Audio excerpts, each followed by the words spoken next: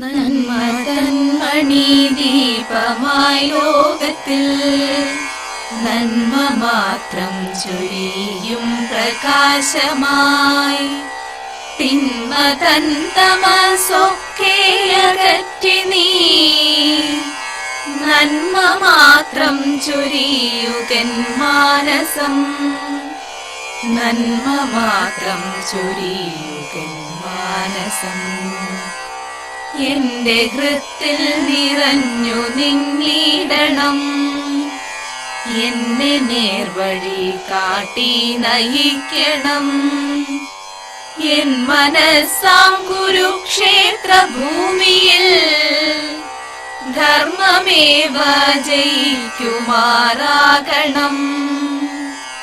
ധർമ്മമേവ ജയിക്കുമാറാകണം.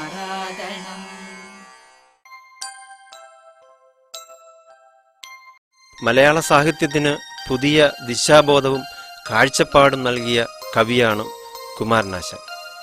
അദ്ദേഹത്തിൻ്റെ ഏറ്റവും അതുല്യമായ കാവ്യമാണ് വീണപൂവ്. അതിൻ്റെ അടിസ്ഥാന വിഷയം ശ്രീഭൂവിൽ അസ്ഥിരമെന്നാണ്.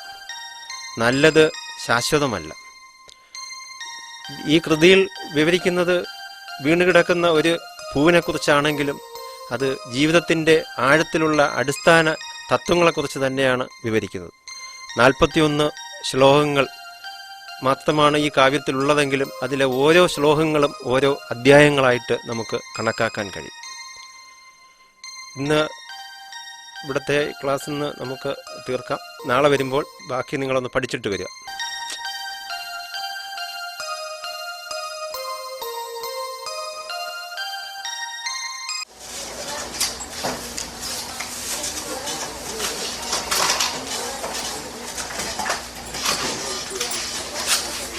വിഷ്ണു സ്കൂളിലേക്ക് വന്നായിരുന്നല്ലേ? അവനൊന്നും സ്കൂളിൽ വരുന്നത് പഠിക്കാനല്ലോ. ആ കടത്തിനാലാണ് സിഗരറ്റും വലിച്ച് കിറിയും കിടക്കാനല്ലേ.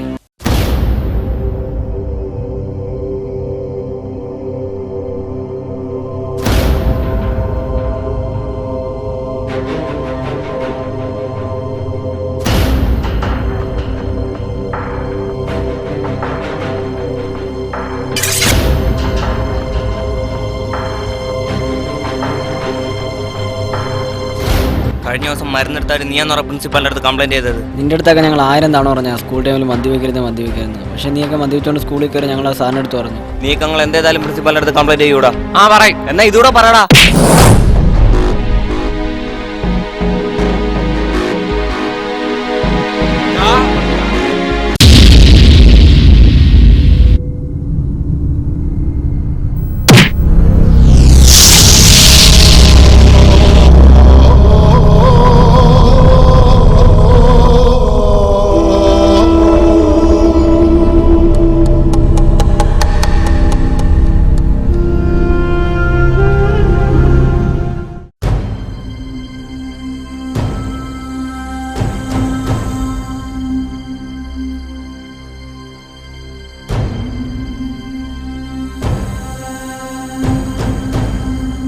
നീയൊക്കെ കാണിച്ച എല്ലാ അഹങ്കാരവും ഞാൻ അറിഞ്ഞു.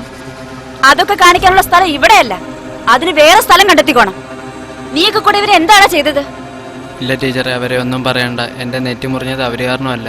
നീ അവരെ രക്ഷിക്കാനൊന്നും നോക്കണ്ട. ഇതിന്റെ സത്യാവസ്ഥ എനിക്കറിയാം. അതുകൊണ്ട് എന്റെ മക്കള് കൂടുതൽ അങ്ങ് ഉരുണ്ട് കളിക്കണ്ട. ഇല്ല ടീച്ചറെ, അവരുടെ ഭാഗത്ത് ഒരു തെറ്റുമില്ല. ഇവന് പരാതിയില്ലെന്ന് പറഞ്ഞത് കൊണ്ട് മാത്രം ഇത്തവണത്തേക്ക് നീയൊക്കെ രക്ഷപ്പെട്ടിരിക്കുന്നു. ഇനിയും എന്തെങ്കിലും പ്രശ്നം ഉണ്ടായാൽ നിന്റെയൊക്കെ പഠിത്തം അവസാനിപ്പിച്ച് വീട്ടിലിരിക്കേണ്ടി വരുവേ, പറഞ്ഞേക്കാം.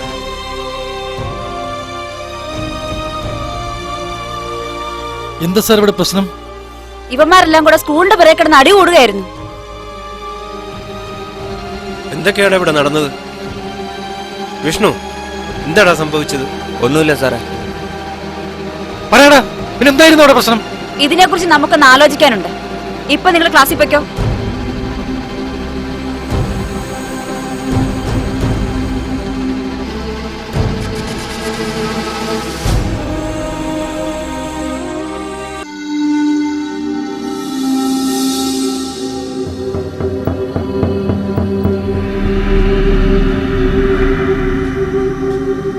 സാറന്മാരെ നമ്മൾ ശ്രദ്ധിക്കാൻ തുടങ്ങിയിട്ടുണ്ട്. ഞാൻ വിചാരിച്ചത് ഈ വിഷയത്തിൽ നമ്മളും പെട്ടെന്നാണ്. നമ്മൾ കുറച്ചും കൂടി ഒന്ന് ശ്രദ്ധിക്കേണ്ടതുണ്ട്. അവന്മാര് പ്രിൻസിപ്പാളിന്റെ മുന്നിൽ വെച്ചൊന്നും പറഞ്ഞിട്ടില്ല. അവന്മാര് ഇനി വാശിയും കാണാൻ തീർക്കുവോ?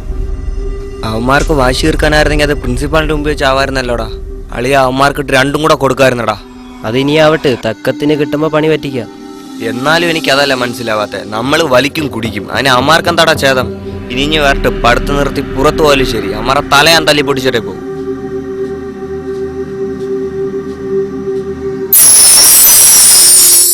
1790 ബ്രിട്ടീഷുകാരും മൈസൂരും തമ്മിൽ വീണ്ടും യുദ്ധം പൊട്ടിപ്പുറപ്പെട്ടു. ബ്രിട്ടീഷുകാരുടെ സഖ്യശക്തിയും കമ്പനിക്ക് കുരുമുളക് ലഭിക്കുന്ന ഏക പ്രദേശവുമായ തിരുവിതാംകൂറിനെ ടിപ്പു ആക്രമിച്ചതാണ് യുദ്ധത്തിന്റെ ആസന്ന കാരണം. കൊച്ചിയിലെ ഡച്ചുകാരിൽ നിന്ന് ആയക്കോട്ടയും കൊടുങ്ങല്ലൂരിൽ തിരുവിതാംകൂർ വിലയ്ക്ക് വാങ്ങിയതാണ് ആ രാജ്യത്തെ ആക്രമിക്കാൻ ടിപ്പുവിനെ പ്രേരിപ്പിച്ചത്. ബ്രിട്ടീഷുകാരുമായുള്ള യുദ്ധം ഇത് അനിവാര്യമാക്കി. അന്നത്തെ ഗവർണർ ജനറലായിരുന്ന കോൺവാലിസ് പ്രഭു മറാഠികളെയും നൈസാമിനെയും തന്ത്രപൂർവ്വം വശത്താക്കിക്കൊണ്ട് ടിപ്പുവിനെ ഒറ്റപ്പെടുത്തി. അവരുടെ സഹായത്തോടെ കോൺവാലിസ് പ്രഭു ശ്രീരംഗം പട്ടണത്തിലേക്ക് നീങ്ങുകയും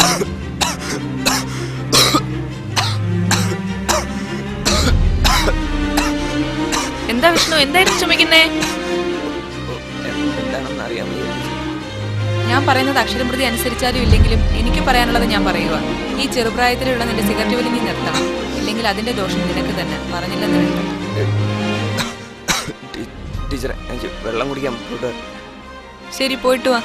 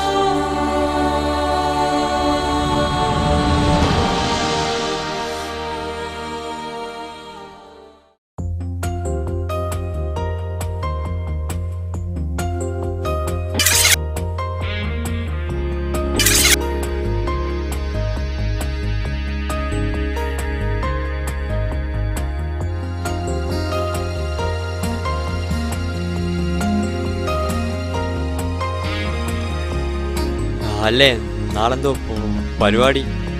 10 മരുന്നടിക്കണ എവിടെയെങ്കിലും ഒന്ന് ചുരുണ്ടു വിടണം. വിഷ്ണു,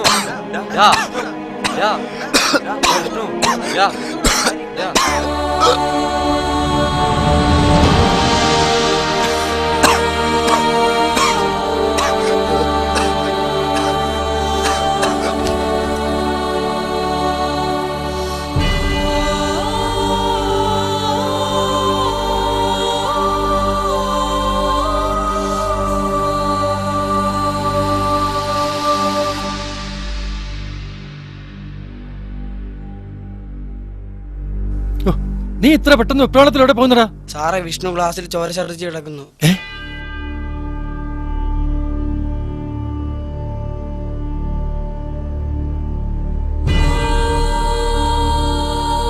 വിഷ്ണു വിഷ്ണു വിഷ്ണു വിഷ്ണു എഴുന്നേക്ക് എഴുന്നേക്ക്, ഇവനെ ആരെങ്കിലും ഒന്ന് എടുക്ക്.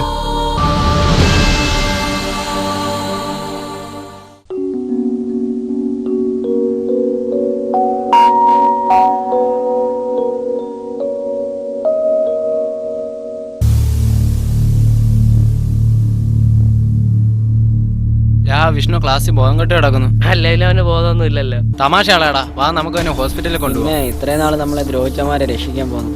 ഒരുത്തനൊരു ആപത്ത് വരുമ്പോഴാണ് ഇങ്ങനെ പറയുന്നത്. നിനക്കൊന്നും കണ്ണിച്ചോരയില്ലേ? എൻ്റെ കൂടെ വാടാ.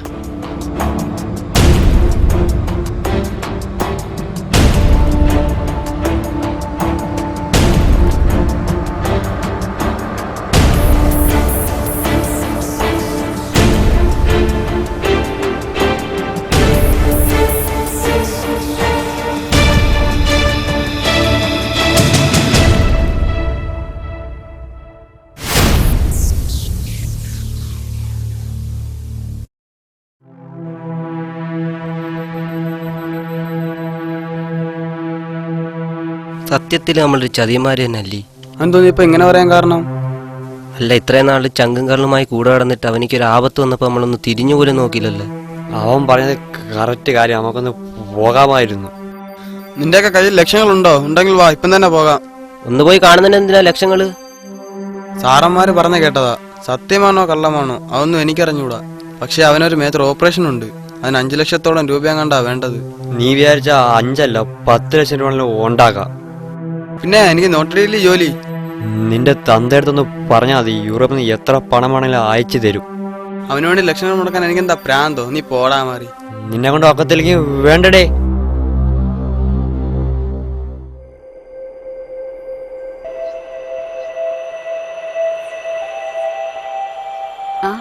ഇരിക്കൂ സാർ. സാർ വിഷ്ണുവിനെ പോയി കണ്ടിരുന്നോ? സാറിനോട് ആ കാര്യം പറയാൻ വേണ്ടി കൂടിയാ ഞാൻ വന്നത്. അവനെ കാണാൻ ഇന്നലെ ഞാൻ പോയിരുന്നു. അവനിപ്പോ എങ്ങനെയുണ്ട്? ചെറിയൊരു പ്രശ്നമുണ്ട്. എന്ത് പ്രശ്നം? അവനൊരു മേജർ ഓപ്പറേഷൻ ഉണ്ട്. അത് എത്രയും പെട്ടെന്ന് ചെയ്തില്ലെങ്കിൽ അവനെ പിന്നെ ജീവിതത്തിലേക്ക് തിരിച്ചു കൊണ്ടുവരാൻ കഴിഞ്ഞില്ലെന്ന് വരും. ഓപ്പറേഷൻ നടക്കണമെങ്കിൽ 1.5 ലക്ഷത്തോളം രൂപ വേണ്ടി വരും. അതിപ്പോ എങ്ങനെയാണെന്നാണ് ഞാൻ ആലോചിക്കുന്നത്. നമുക്കൊരു കാര്യം ചെയ്യാം, ഒരു സ്റ്റാഫ് മീറ്റിംഗ് കൂടി ഇതിനൊരു തീരുമാനമെടുക്കാം. അല്ലാതെ ഇപ്പൊ എന്ത് ചെയ്യാം? ടീച്ചറെ, ആ കയറി വരൂ.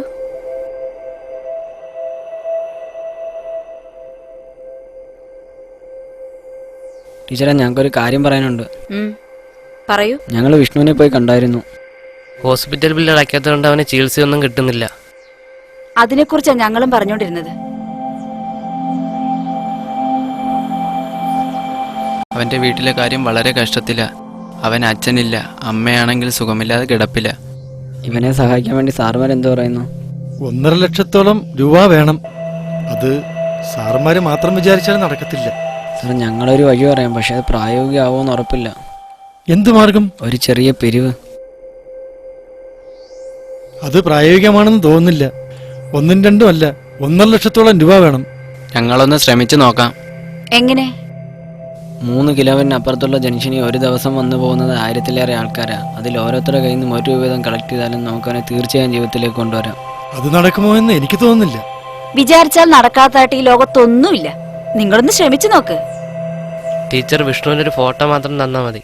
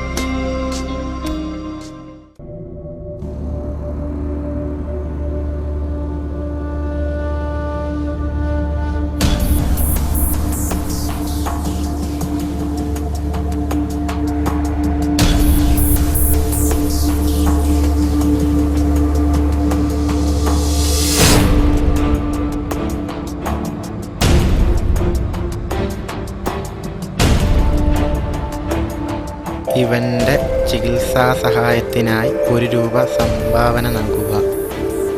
ഏതടേ ഈ ചിറകെ? ഇന്നും വിട്ട് എവിടെയും കണ്ടിട്ടില്ലല്ലേ?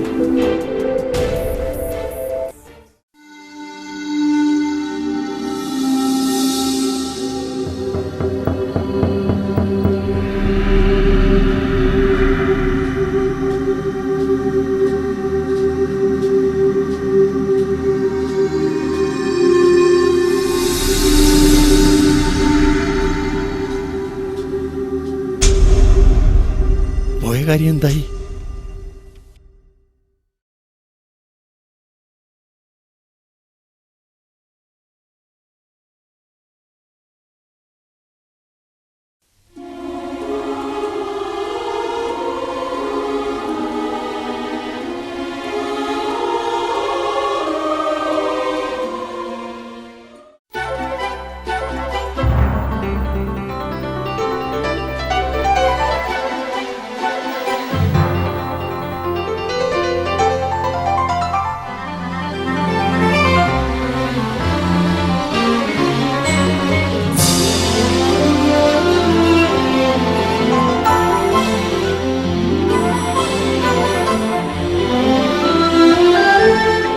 നിങ്ങൾ 1 രൂപ പിരിക്കാൻ പോയിട്ട് ഞങ്ങൾ 1 രൂപയാ ചോദിക്കാൻ പോയത്. പക്ഷെ കാര്യം പറഞ്ഞപ്പോൾ എല്ലാവരും 10 100 മാത്രം.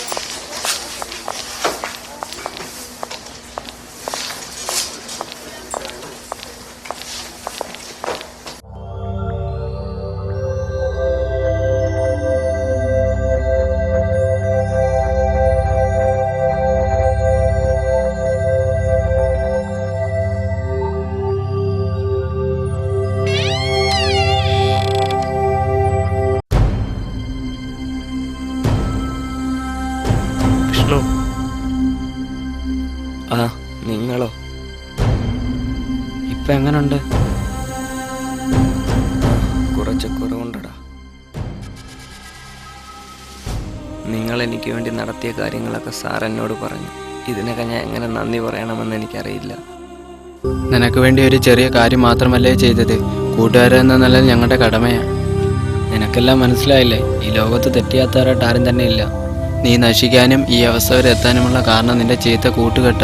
ഒരു വ്യക്തി നശിക്കുന്നതും നന്നാവുന്നതും അവൻ്റെ കൂട്ടുകെട്ടിലൂടെയാണ്.